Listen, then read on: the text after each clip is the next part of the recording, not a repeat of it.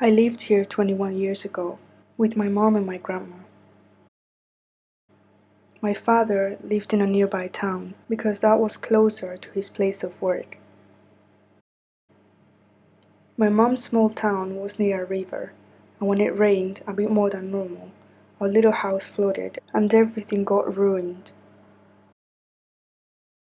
Furthermore, in this small town there were people so poor and desperate that they considered a life to be less valuable than a ring, a chain, or even a pair of shoes. These were some of the main reasons why my mom decided to travel to Europe to find a more suitable place to call home. For the next 3 years, I lived with a nanny who lived near my dad's house. Her home, and now mine, was just a few blocks away from my dad's, so he could come and visit me every time he wanted to. In 2001, I took my first flight.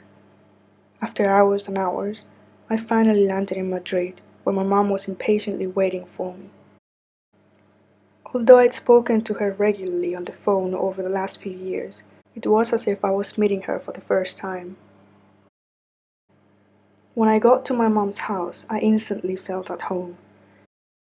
She'd been collecting toys and dolls during the time we were apart, awaiting my arrival.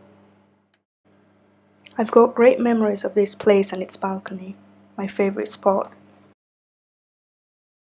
However, my favorite memories are at the place that I live now, because it's our own place.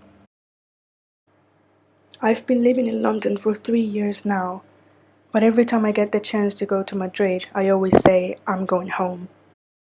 Because, as cheesy as it may sound, it is true that home is where the heart is. And no matter where I end up in the future, Madrid will always have a special place in my heart, because it's where I grew up, and it's where I became me.